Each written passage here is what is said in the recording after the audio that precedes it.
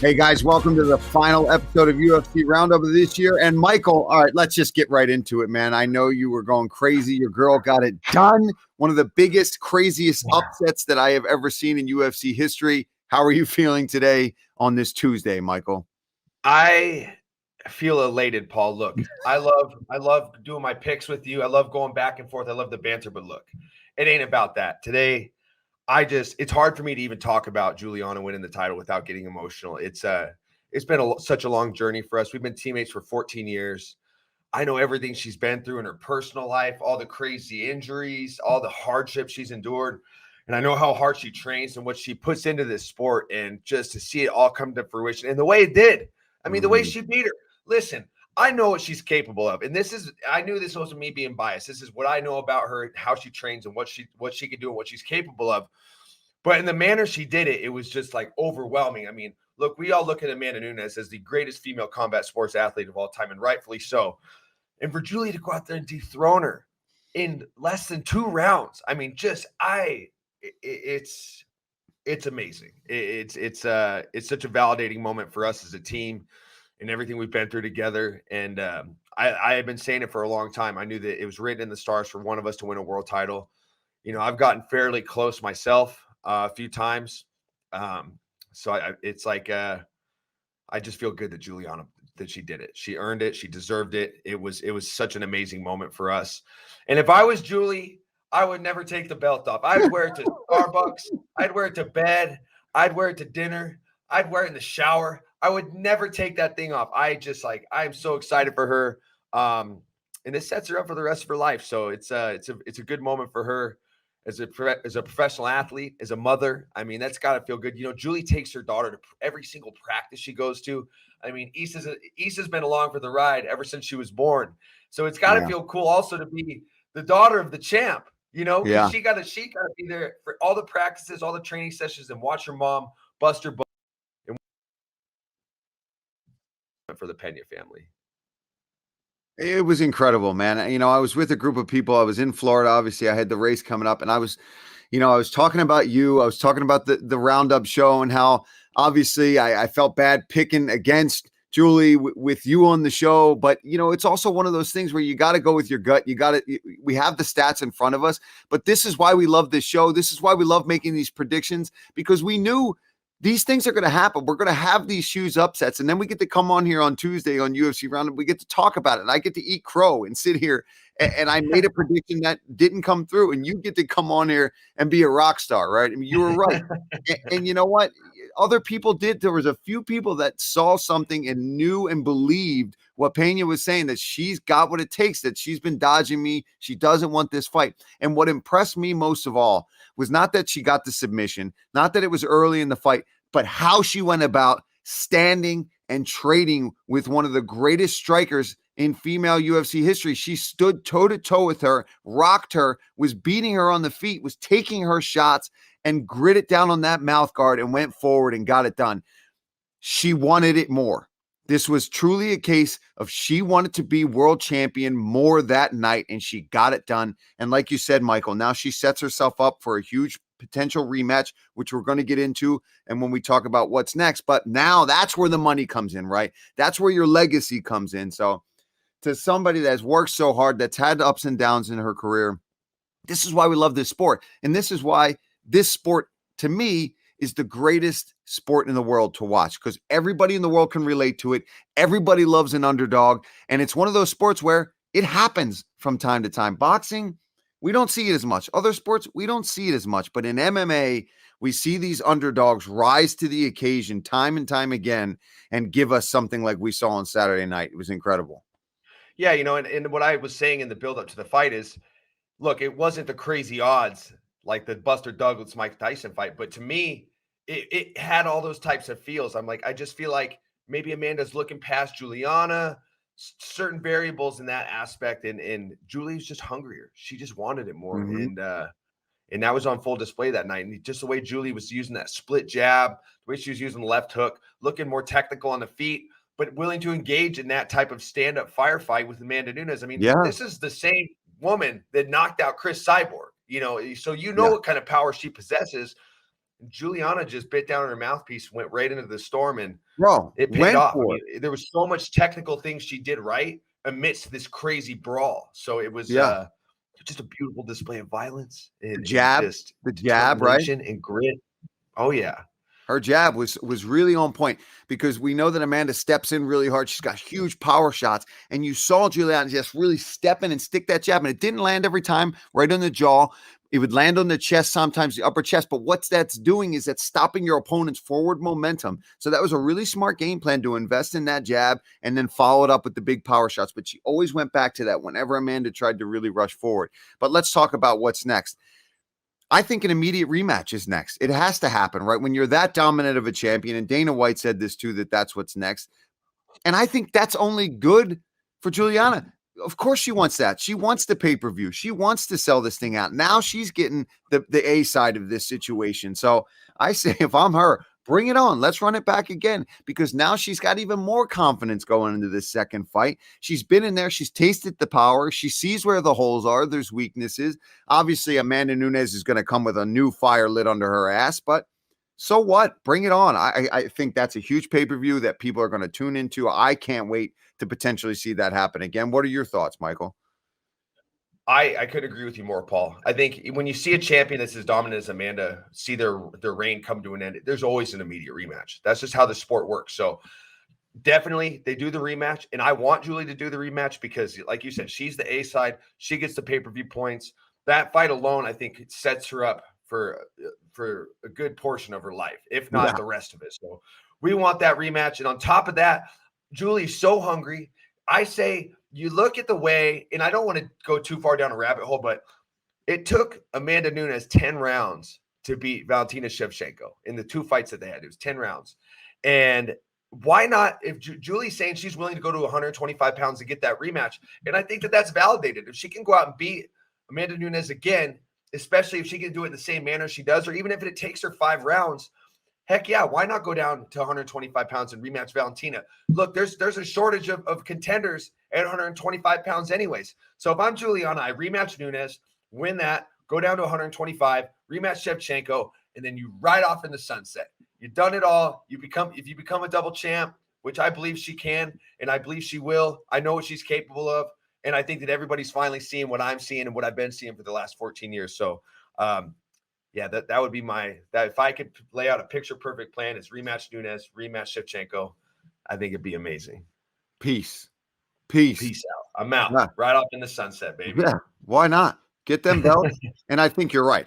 She goes in there, she wins the rematch 100%. She can make that call. If she can make 125 pounds go in there, then she gets that fight. No doubt about it. She should be able She's to done it before. She walks in a fight we really like, Paul. I mean, she literally, you have to force Julianna to eat bigger meals because she's not a huge 135 pounder, but she's strong as an ox and she hits like a truck. So yeah, I mean, why not? And got the mental fortitude and the toughness to back all that up. And speaking of just toughness and an amazing fight, we got to go right into the main event. Charles Oliveira, Dustin Poirier, man, another upset, but not really. Obviously, Charles was the champion. A lot of people thought he could get it done, but I think we all kind of thought that resilience and that grit and that experience in these longer fights was going to favor Dustin Poirier. I know I did, and man, was I wrong. Charles, something is different about this guy. He's got a swagger. He's dressing different. He's got them beautiful teeth that Dustin Poirier was talking about, right? He just walks around with a confidence now that we didn't see early in his UFC career. I don't know exactly what it is that changed about him, but he took those losses early in his career, and he has just developed into such a strong, dynamic striker. The knees to the body, the elbows. You take him down, you knock him down, you're still in danger. Anywhere that you take Charles Oliveira in a fight now, you can't feel safe. He can beat you off of his back. He can beat you on top. He's got one of the strongest body locks for a guy that looks like he's a string bean and a skinny guy. I can tell you from personal experience, he is strong and he's getting stronger and he's hitting harder. He's dangerous, man. I think that Charles Oliveira is going to have that belt for a little while. Yeah, I definitely think he's going to have that belt for a little while. And he has a lot of different, like you said, a lot of different threats within the fight. He poses a lot of different threats and the striking. I don't know. I don't remember if he was training with Diego Lima at Shootbox when you guys fought, Paul.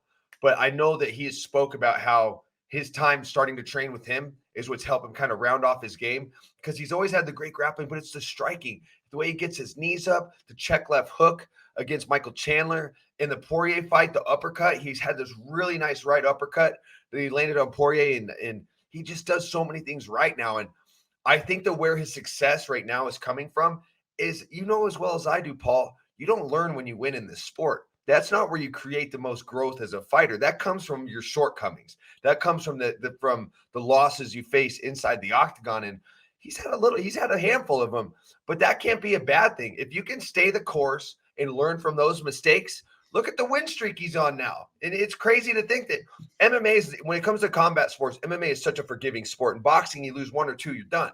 In MMA, you can come up short time and time again, but as long as you string a few wins together, you're right back in the mix. And Yeah. it's just so inspiring to see a guy like Charles, he's been in the UFC like since before I was even a pro. And he's essentially had to grow from a teenager to a man, from a guy that's 19, 20 years old into who he is now within the pinnacle of a sport, you know? So it's just amazing to see what he's doing now. He's so dangerous, and there's a lot of fun fights to be had with him, whether it's Gaethje next, which seems to be the next guy. You know, you talk about Islam and Beneil fighting, and they could potentially be next. You know, it's a fun time to be Charles Oliveira. There's no shortage of fun fights for him. No, and what I love about it is I think one of the issues that Charles was having at that point in his career, when he was kind of trading wins and losses back and forth, missing weight at 45, and he wanted to keep going. Even when he started at lightweight and he was starting to win, he still wanted to go down to 145. I think since he's settled into being a lightweight and filling into that frame, he's still not a huge lightweight, but now you can tell he's settled into that weight class. He's big enough, he's strong enough, and he's confident in that there now.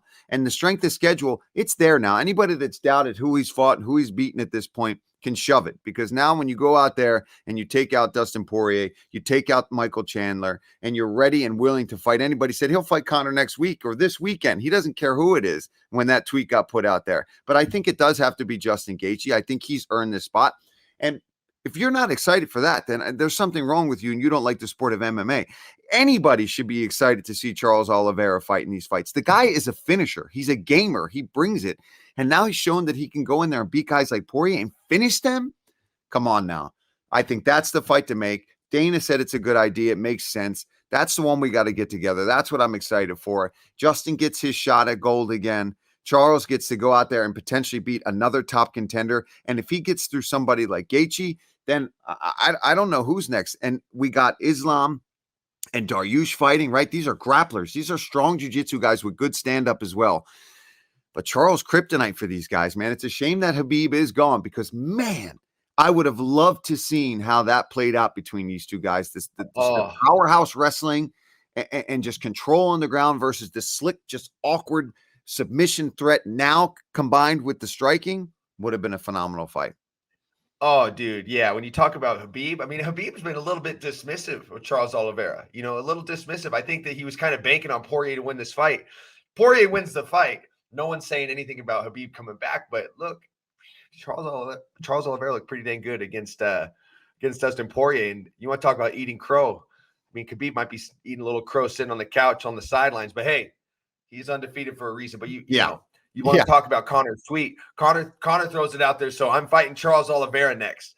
I mean, in what world does that possibly happen, Paul? I mean, look, he was the double champ. He's done a lot of phenomenal things within the sport, but Charles Oliveira might have already notched a title defense before you're even medically cleared to come back. And I say that with all due respect, so it's I think that for Conor to come back and get a shot at Charles Oliveira, he's not the A side. Charles Oliveira is going to be the A side by the time Conor comes back. I mean, he could have, like you said, by then he could have already fought Justin Gaethje and won. And that's going to be a tough fight in itself. But, I agree with you, Paul. I think the Gaethje fight, it makes sense, especially after Gaethje, what he went through with Chandler. I think that's a fun fight.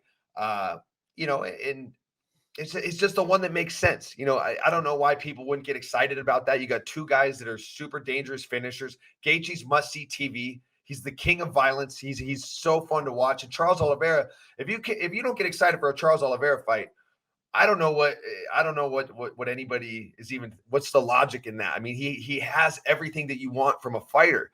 He's got swagger, he's got the look, he's got the finishing ability, and he can do it from any point in a fight. He can do it on the feet, he can do it on the ground. He's must-see television. So I think that that's the fight that makes sense. You put Justin Gaethje and Charles Oliveira against each other. I think that that's a phenomenal fight. And yeah, Dana White said it best. It makes sense. It makes sense. Yeah, it does. But we got to figure out what makes sense for the other end of this equation, right? This is a tough spot for Dustin, man. You know, I think it's safe to say that this is a guy in this sport that we've all learned to love, right? The guy does so much charity work. He loves his family. Just a humble guy from Louisiana that's made it to the top of this game by just being himself and going out there and wearing his heart on his sleeve and fighting his ass off. And he took another heartbreaking loss. You know, the guy, he's right there. He's one of those guys. He's right there. He's held the belt, but it's an interim belt. He's never been the absolute undisputed UFC lightweight champion. And I think it breaks a lot of hearts to see him never get that. We're obviously ecstatic and pumped for Charles Oliveira, but where does he go? We talked a little bit about this before the show started, and I think I agree with you, Michael. You brought up that I think he needs to just take a little time, right? And let the division settle, let these contenders fight. Super fights, the Diaz's, these fights that are just going to be fun for him. Maybe move to 70 and get some fights. I think he needs to just not have the goal of championship for a little bit so that he can have fun and enjoy it again, because otherwise he's going to hate the sport, right? He's going to go into the gym and it's going to be a grind. He's got to take a break, go on a vacation, enjoy yourself, Dustin. You've earned it, man. You're still an absolute savage. You're one of my top 3 favorite fighters in the UFC. Yeah, I think a little break, right, Michael? I mean, I don't want to see him fight any top contenders right now. He needs a little time to go have some fun, enjoy himself, enjoy the fruits of his labors over the years. Yeah, I couldn't agree with you more. And I still stand by this. His run to get to that Charles Oliveira fight is the toughest road I've ever seen somebody to get to a title fight. This is a guy that had to fight Eddie Alvarez twice. He had to fight Khabib. He had to fight Conor McGregor twice. I mean, he's fought a laundry list of killers to get to where he was on Saturday night. So I agree. You know, take a little time. You know, and I know a lot of people said, hey, if he beats Charles Oliveira, don't be surprised if this guy rides off into the sunset. So maybe there's things that were said amongst his team that maybe this could have been the last one. That's kind of none of my business, but I think that when the R word kind of gets thrown out, maybe it's not time to call it, but it's time to just take a little break, man. I mean, the guy, 3 fights in a year against 2 tough competitors, you know, the 2 Conor fights, and then Charles. I mean, you know, those camps were tough. You deserve to take a break. I mean, this is a guy, just like you said, I mean, just decompress, enjoy the fruits of your labor, take a little time off. I'm sure he wants some family time. I know that he gets to take the family with him down to Coconut Creek when he's doing his camps and whatnot. But you know, when you spend your years just so focused on a competitor, you're focused on that guy that's going to be on the other side of the octagon for me. It wears on you. It definitely wears on you. So I think he deserves some time off. And yeah, there's fun fights out there still for him. And you know what? I will go out on a limb and say, Paul, I do think that he could get back to a title fight. This is a guy that's shown that he has grit, he has determination. And if anybody can bounce back from a loss and get himself back in contention, it's Dustin Poirier. But I just don't think he needs to do that right now. The Nate Diaz fight's still there. Obviously, if he really wants to go through the rigors of a 4th Conor fight, he can fight Conor again. I don't really know if that's what really jumps out as something that would get him up to get back into another camp. But there's still fun fights for him out there, and I do think he could get back on a run. But take some time, enjoy the holidays, decompress, regroup in the spring, and then maybe think about fighting in the summer. Yeah, absolutely. And you know, another division that was just booming on Saturday is the Bantamweight division. Sean O'Malley. Okay, now the guy is brash. He's young. He's funky, but he's knocking people out. And now he's finally ranked, okay? He wants that money. And if he gets the money, he wants the top guys. When Dana said it's time to pay him. So I think Sean is legit, okay? This fight against Raulian Paiva was the fight where I was like, okay, I'm going to sit back because Raulian Paiva's tough. and talented. And Sean went in there and kind of dusted him, made it look pretty damn easy. Okay. So now I really think he's got to fight some true contenders. And now it seems like he wants to, right? So this is now where we're going to see what this kid is really made of and how big of a star he can become, because he's already a star and he didn't even have a ranking next to his name yet. Is there anybody out there that in particular you'd like to see Sean fight? I mean, basically anybody in the top 10 of the bantamweight division, I think, makes it for an interesting fight against this kid. Yeah, I mean, you said it best. He's got the swagger, he's got the following, and the way he fights. I mean, he is so fun to watch. Love him or hate him, he is a fun guy to watch. And I know that he got a lot of flack after the Cheeto Vera fight because he still said he was undefeated. You know, he made some waves. He knew what he was doing. But I love watching Sean O'Malley. I love the work that Tim Welch is doing with him. Tim Welch has been a longtime friend of mine. I've trained with Tim over 10 years ago, and he's from a fighter to a coach. He's been a big part of the growth of Sean O'Malley, and it has helped create this devastating striker. I mean, he's a lot of fun to watch. And like you said, there's a lot of fun fights you could do with him. And he matches up well with a lot of the top guys in the division. I mean, look, I'm not saying that he should fight Jan next, but I am saying that would be a fun fight. You think about the boxing of Peter Yan, and you think about the striking of Sandhagen. Oh my God. Come on, Sandhagen. man. That would actually, Paul, that Great might fight. actually be the fight to make. You might have called it right there. That might be the fight to make. Sandhagen's probably jump down, step down the ladder a little bit, fight a guy that's ranked lower than you, give a guy that's ranked lower than you a shot at the top of the heap. If the money makes sense to Sean O'Malley, I can see him taking that fight. If you're a striker, you want to fight strikers. That's just the way it is. If you're a grappler, you want to fight grapplers. So you want to fight, the matchups that match up to your style are always the most enticing. And who wouldn't get up for a Sandhagen, Sean O'Malley fight? That would be absolutely insane to a T. Like, that would just be mind-blowing. I called it. Paul. Look at this. You heard it here. You heard it here first. Step aside, Sean Shelby. We got a new matchmaker in town. Sean Shelby, get out of the way, bro. I'm already coming for that job. I'm going to do commentary and matchmaking, double pay, double time. You deserve easy it. work. Another great fight, obviously, Dominick Cruz, man. Dominick Cruz gets rocked, gets beat up a little bit in that first round, but the Dominator comes out second, third round, man, starts styling out there, letting the hands go. That footwork was on point. He really proved to me that I was like, damn, he definitely still has got it. He's still a contender for sure. Not that I ever doubted Dom. I mean, I get to see him all the time. I've commentated with him. The guy is, first of all, always training. He's always in the gym. The guy's always trying to stay in shape. He wants to be a champion still. There is no doubt in my mind. He is fighter first, right? I retired. I'm done. Cormier, we're all retired. Michael, retired. Dom is still going strong and wants to be going strong. And I think he deserves another big fight. I mean, give him a big matchup now. Give him a fight that's going to set him up potentially to get him up there in the talks for a title fight. Who that is, I'm not sure. I know you mentioned, Michael, who do you like? I'm going to let you say it so I don't put any words in your mouth or steal any of your ideas. But I don't think this fight's going to happen, but it is a fight I also agree that just legacy-wise, I would love to see. Yeah, I say Jose Aldo. I just think that there's a good storyline. Both guys have been there, done it all, seen it all. Champions in the WEC, champions in the UFC. Now they're at the same weight class.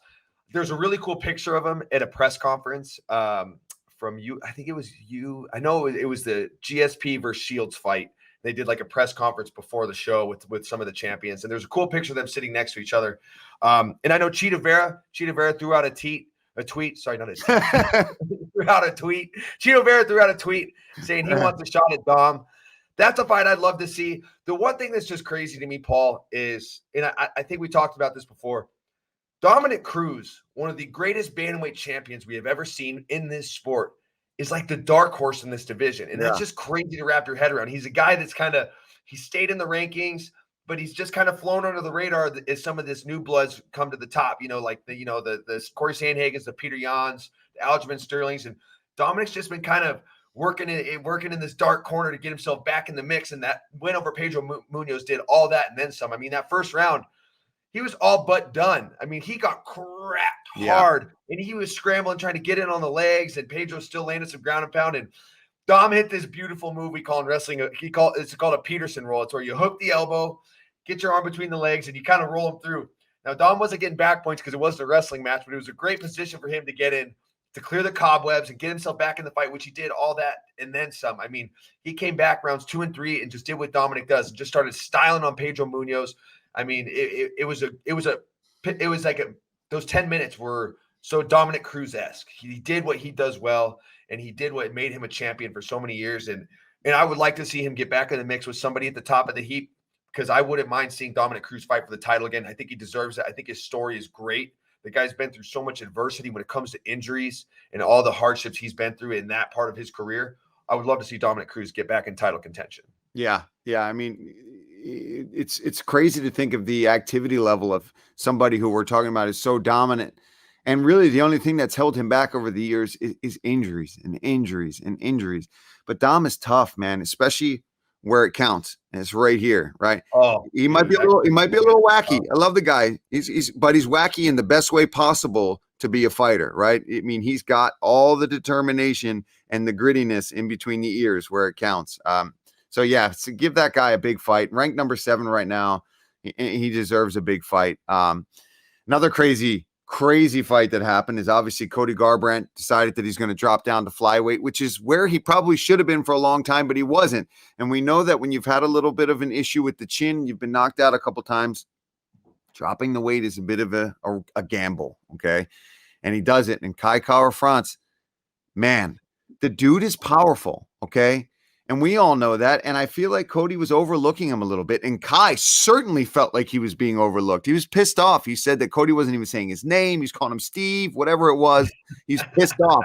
And he felt disrespected at the weigh-ins because he's doing his traditional kind of, warrior stuff up there that the New Zealand guys and their roots are proud of. And I felt that. I felt that energy when I've been there in New Zealand. And you laugh in the face of those guys when they do that. And they're going to want to start you. And that's exactly what happened for Cody, unfortunately. Kai Kara-France, man, he comes out there. He's got great hands. He's got great movement. And he is a flyweight. He's been there. That's his division, and he defended it well. So I think for Kai, that really sets him up, even though Cody obviously wasn't ranked at flyweight. I think it sets him up for a huge fight. Now he's knocking people out. He's living up to his nickname. And that was something I know he was kind of upset about, that he wasn't able to really go out in his UFC career early on and start putting people away. But now he is. And he's putting out big names. So give him a big fight. And as far as Cody, let's start there. Let's start with the losing side of this. Where do you go? Okay, you've been knocked out many times. I think, what did we say? 4 times in a few years, right? You've got to start thinking about that health issue, okay? You got to start thinking about, where am I going to go? What am I going to be like in a few years? I think he's got all the talent in the world. I think he definitely just needs to rest up and figure out what is the next move. If he's going to stay active, that's fine. But you got to rest that brain, kid. Rest that brain. Collect yourself, hang out with the fam, and see what's next. What do you think? Yeah, I mean, for first and foremost, I think that the drop to flyweight was the right move. I mean, Cody, I know Cody personally, and he doesn't really get above like 145 pounds. So this is a guy that really had no problems making the bantamweight limit of 136 pounds. But in this sport, you have to take risks. You have to take risks to see if you can reap the rewards or if the risk just doesn't pay off. You got to make that gamble. And he decided to take that chance to go to 125 pounds. Now, even though he comes up short against Kai Kara-France, I still think it was the right move. He looked good at weigh-ins. He didn't look drawn out. He looked shredded. He looked good. And he said that he made a big lifestyle changes leading up to that fight. He didn't just get into a camp to cut the weight. He said he took about 7 months working with a nutritionist to get his body mass down to the right number to make flyweight effortlessly. And I believe he did it. But, going back to the first TJ Dillashaw fight, his first title defense, that's the first time that he got knocked out. And you got, 4 knockouts in 6 fights? That's not good, and I do believe, I agree with you, Paul. He's got to rest the brain a little bit, take some time. There's no need to rush back in there, but there is no shortage of talent from Cody No Love Garbrandt. I mean, just in his last win against Rafael Sunsao, we saw those shades of what makes Cody No Love so great, that devastating power and that speed. And I do believe it's not – I I think that he just ran into a really tough competitor. Kai Kara-France is no joke. Anybody from City Kickboxing is going to be a tough out. It doesn't matter who it is, whether it's Brad Riddell, Izzy Adesanya, Kai Kara-France, Dan Hooker, any of those guys. That's a tough out for anybody. Cody No Love took the chance to go to flyweight, and he did it in big fashion. He jumped in there with the guy that's ranked number 6 in the world. So I don't think the gamble was a total bust. It just sucks he came out on the losing side of it. So I think that 125 pounds, that's the right weight class for you. But I think it's just time to take a little time off. Cody, when you're Cody No Love Garbrandt and you've been a champion and you're fighting the top of the heap your whole career, it's time to just take a step down a little bit. You don't got to fight the best guys all the time. Take a step down and fight down the ladder a little bit. But definitely, like you said, Paul, let the brain heal a little bit, get back to competition. But, like I said, the gamble, it wasn't a total bust.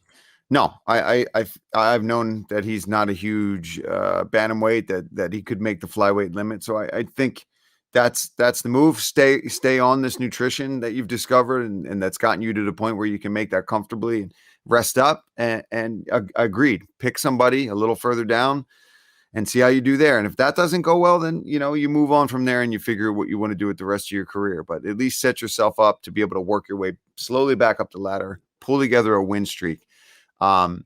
Speaking of win streaks, we got to talk about this weekend's main event. I mean, Philly's own Chris Daukaus has been absolutely crushing it at heavyweight, knocking people out.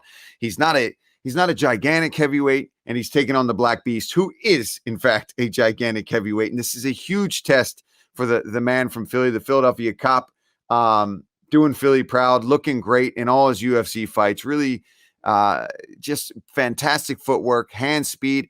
And what I love about this fight too is everybody knows Chris has got these beautiful hands, right? He goes out there, he's sharp, he knocks people out. He's got really good jiu-jitsu, really good grappling that he hasn't been able to show yet. And against Black Beast, you've got to be well-rounded. You've got to be able to move, stay out of danger, mix up takedowns, get on top, because the Black Beast is going to get back up. But if you can wear on him, slow him down, that's definitely something you got to keep in the back pocket, because knocking him out isn't exactly easy. I'm sure Chris is going to also look to go to the body in this one. We were going to try to get him on the show, but he's traveling. So I told him hopefully, post-fight, maybe we'll get him on the show. But I love this matchup. I'm glad I'm going to be working this weekend. Obviously, can't make any predictions on the fight, but I think it's a great test, and he deserves it. When you go and you win 4 fights and you get 4 knockouts, you deserve these kind of matchups. I agree, especially at heavyweight. Heavyweight's been historically a division that just kind of has the same guys, in the top half of the top 15. You just kind of see a lot of the same names. And Daukaus comes in, makes huge waves in his first 4 fights. First, he got, 4 big knockouts. And I love the hand speed from Daukaus. I mean, you don't see that type of hand speed at heavyweight. And I know part of that is him being a little undersized for the weight class, but you don't have to be cutting down to 265 to be a legit heavyweight. So love the hand speed. I love what he does. You just can't be lulled into a Derek Lewis type of pace fight where Derek Lewis can get guys lulled down to his pace and then he'll explode on you. I don't see Daukaus falling into that type of rut, I guess you could say, with Derek Lewis. But look, I would give my prediction, but I got to try to pull some of these viewers into UFC Live and the UFC pre-show, because I'll be working this weekend, Paul, me and you both. But look, one thing I love about this year, there's actually these last couple of years, is you used to be the only Philly guy. It used to just be the one-man band, Paul Felder, the Irish Dragon out of Philly in the UFC. And now you got the Daukaus brothers. You got Sean Brady. You got Pat Sabatini. You got look at this. Look at that smirk, Paul. You're just Jeremiah Wells as well. Jeremiah Wells. Paul's just shaking his head like, I know. I was the front runner. Got to give a shout out to the Godfather, though. Got to give a shout out to the Godfather, Eddie Alvarez, who was the original OG of the Philadelphia MMA team, right? But yeah, I mean, once Eddie moved on to one, I mean, it was just me. It was me and Eddie for a little bit. We're the only guys. I mean, we had a smattering of guys come through from time to time. But yeah, Chris gets to close out the year, last show of the year. And we got a great co-main event too. Our guy Bilal Muhammad, who you work with, I've worked with, is going in there. I've trained with the guy for years and years. He's hilarious on social media, hilarious with his show, and now he gets to go in against a super tough Wonder Boy Thompson. This is the fight Bilal wanted. He got it, and this is this is the kind of fight you go out there and you beat somebody like Wonder Boy, you immediately catapult yourself right into the mix of the title shot, right? This is what he wants. At welterweight, you want to be fighting somebody like Stephen Thompson. It's a difficult puzzle. I can tell you that. He's got his work cut out for him ahead of him. And for Wonder Boy, he's just looking to keep getting wins. You know, he knows that getting to that title for another shot is difficult. He's got to beat all the contenders to really prove to the brass, to the heads of the UFC that, hey, listen, no, give me another shot. I really can do this. And I also think just Stephen Thompson loves to just fight. He talks, he wants to be one of the oldest fighters in UFC history. The guy is just a martial artist through and through. So great co-main, great main. Yeah, it's going to be a good weekend. Yeah, it is going to be a great weekend. And everybody, a lot of people that have had success in fighting Wonderboy Thompson, a lot of them have trained with Raymond Daniels. I mean, Raymond Daniels has always been this like big part of people's camps when they're going into these Wonderboy fights, like Gilbert Burns. Gilbert Burns brought in Raymond Daniels, and that paid off for him. But Bilal has a little ace in his back pocket by a man named Ignacio Bahamondes that we've all grown to know in the octagon with his devastating knockouts.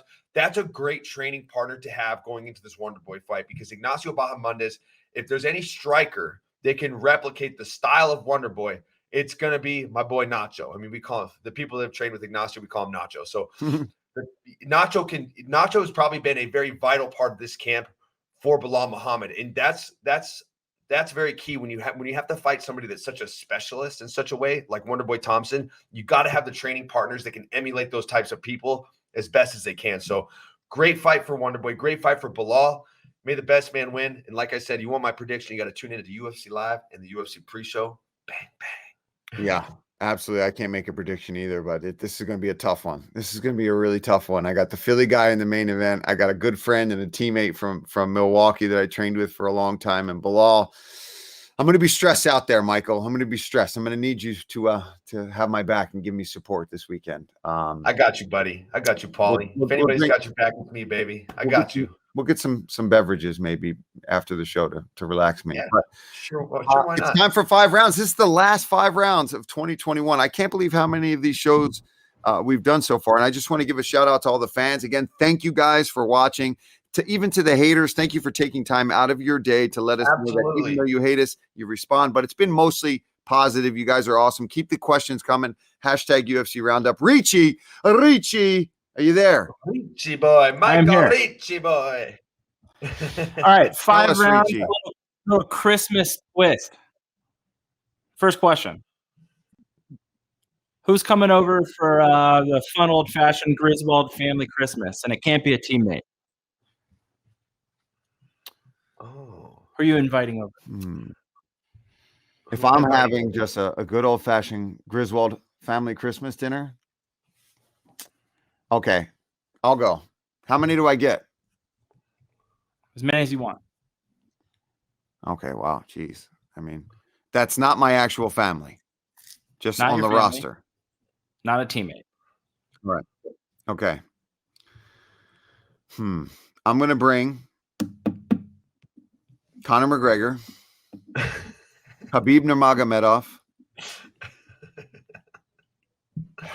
Charlie Olives, Dan Hooker, Michael Chiesa. He's not a teammate. He's a friend. That's true. And I got to get Dana White in there. Got to invite Dana. And Bruce. We'll bring Bruce Buffer. I like that. So it's only people in the UFC. Because I see what you did there, Paul. You invited a couple people to kind of shake things up. Oh, yeah. Yeah. So Connor's going to bring the proper 12, hopefully. You know, we'll get lit. I'm bringing Dana White, Steven Espinoza from Showtime, and I'm going to make him and Dana sit across from each other. I'm bringing my man Paul Felder. I'm bringing Michael Bisping. Oh yeah. Oh, Michael would be fun. I'm going to bring Yoel Romero. So I'm going to make them sit across from each other too. Probably invite Zach Candido. Yeah, he's good. Zach Candido. I'm going to let him come see, over. you're sucking up now. Now you're inviting the boss. No, I'm not sucking up. I'm bringing Zach Candido. You suck up. I'm going to get and I'm going to bring Mike Ricci too. Oh my God! And then I'll throw Bruce. I'll throw Bruce in there. And I'll let him lead the prayer for the family dinner. Tell him, it's time. I might a little prayer before dinner. I might bring Derek Lewis too. I might have to invite Derek Lewis to the party as well. And you know who else? I'm bringing Tai Tuivasa. Oh my God! Yeah. Don't wear your best shoes. Don't wear your best shoes if Ty's coming over to the Griswold family dinner. No, and you know what? We're all going to be drinking mimosas. 20 of them? That's an inside joke between us. All right, next question. All right, before we ruin ourselves, next question. All right. Tell the story, and tell the story of when you stopped believing in Santa Claus. Well, I don't know if I ever really believed in Santa Claus to begin with, honestly. Yeah. I think I at an early age kind of busted my parents putting presents under the tree. Yeah. I got a pretty funny story about that whole situation. Obviously, I have an older brother, Thomas, who's 4 years older than me, and we have our younger brother, John, who's 10 years younger than me, 14 years younger than Tommy. So when I was little, Tommy wanted to sneak around and look for presents all the time, right? So early on, I mean, probably way too early for any child to have been discovered that there is no Santa Claus. My brother informed me because we would go and sneak into my parents' closets and stuff and find the wrapped Christmas presents, sneak the tape off, slice the tape just open so we could unwrap the gift wrap, take the present out. We'd go through all of them, find whatever Nintendo games that were given to us, play the games, put the game back into the box, wrap it back up, and then pretend like we were surprised on Christmas morning after we had already basically beaten the game, and pretend like, oh yeah, and mind you, we're on like level 8 of this game that we supposedly just got. So yeah, early on, I'd say probably like first grade, second grade. I had a sleepwalking problem when I was a kid. I had a really, really bad sleepwalking problem. I sleptwalk all the time. And I actually busted my mom. My parents were divorced. So I busted my mom putting the presents under the tree one night. I opened the door to my room and the bathroom was right across the hall. And as my mom was walking down the hall, I sleptwalked and bumped right into her. And she had an armful of gifts. So that was kind of part of the story that bowed up my lack of faith and belief in Santa Claus at that point in my life. All right, next one. Perhaps the most controversial question. Is Die Hard a Christmas movie? Oh, dude, I'll jump out front right now. Yes, Die Hard is a Christmas movie, 100%. And it is my favorite Christmas movie. It's a classic. I mean, every year, like once we're like getting into the week leading up to Christmas, Die Hard is a must on my Christmas movie schedule. Okay. I can agree that I'll say it's a Christmas movie, but then so is Gremlins. We agree Gremlins is a Christmas movie then? Yeah, you can agree on that one. Yeah, Gremlin gets into a Christmas tree. I mean, it's set at Christmas time. That makes sense. He gets what's it, Gizmo? Yep. He gets Gizmo as a Christmas present, right? Yeah. I love that movie. Now I'm going to go watch Gremlins and Die Hard in the week before Christmas. So thank you. I'm going back with you on that one too. Yeah. Gremlins, Die Hard. It's good combination. Yeah. Okay. Your best moment. Can I put a bow on 2021? Best moment of 2021. Michael. Best moment of 2021 for me, hands down, Julianna Peña winning the title. That moment, it meant as much to her as it did to me. And she will even go to bat for me on that one. That moment was huge for us. Like I said, it's hard to talk about without getting emotional, but I had some hiccups throughout the year. You know, I came up short in a few fights, but it kind of, her winning the title kind of helped me lay those to rest. I feel like I won the title with her. So that would hands down be the best moment of my year for sure, was watching Julianna get that belt wrapped around her waist. Let's go. Yeah, I mean, that is definitely one of the craziest moments. I mean, I'm telling you, I was at this Airbnb down in Florida and I was like, I was just screaming, oh my God. Like I couldn't believe it. And I had taught, I mean, That was definitely one of the craziest. Calling, Poirier and Connor was probably the other biggest moment of 2021 for me. Seeing that live when he goes out there and gets that knockout, that was definitely one of the craziest moments of 2021 for me as well. I think that was 2021. Yeah. Last one. What are you looking forward to most about 2022? For me, as outside of my professional life, I'm looking forward to getting married in May. But within the sport, I'm looking forward to fighting after my wedding, righting the ship, getting a win under my belt. And outside of that, I would say I'm really excited for, we were talking about this before the show. I'm really excited to see what transpires in the bantamweight division. I think it's the most talent-rich division. It's just got this logjam of talent. TJ Dillashaw waiting in the wings, recovering from his surgery. You got Peter Yan, the interim champ. You got Aljamain Sterling, the champ. You got all these guys coming up. Dominick Cruz, Sean O'Malley. Like, I think 2022 is going to be the year of the bantamweights. So those are the three things I'm looking forward to in 2022. Yeah, and I got to say, with Charles having the belt now and looking as good as he did, I mean, I'm sure that in 2022, not too far into the year, we'll see Justin Gaethje and Charles Oliveira. I mean, that's the fight that's got to happen, and that's the fight I look forward to seeing. And I'm looking forward to you doing that full Ironman, Paulie. God. Next year, I'm sure I will be doing one next year. You're I going did for four halves this year. 4 halves. Wow. So we'll see. Top 10 in the last 3. Hey, Paul, and I know, a lot of people like to talk a lot of trash on the comments, which is fine. I love it. Bring it on. But everybody, remember, as we close out this last show, the last man to beat Charles Oliveira is Paul Felder. So remember that. And don't you remember that. Don't you forget it. On that Felder. On that note, that is the last episode of UFC Roundup for this year, guys. Thanks again for tuning in, Michael.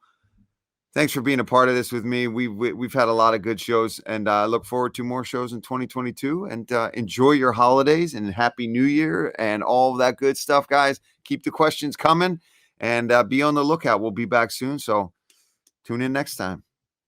Yeah, absolutely. Thanks to all the fans. Without you guys, the people that love us, the people that hate us, just you guys in general, you kind of keep this ship afloat. 21 successful shows. We're looking to keep the ball rolling next year. So thanks to all of you guys, whether you love us or hate us, thanks for tuning in. We love you all. Everybody have a Merry Christmas, especially you, Paulie. Have a very good Christmas with your family. And Richie on the other side. Yes, Richie. Broadcast. Have a good holiday season with your family, and I'll see you this weekend, I think.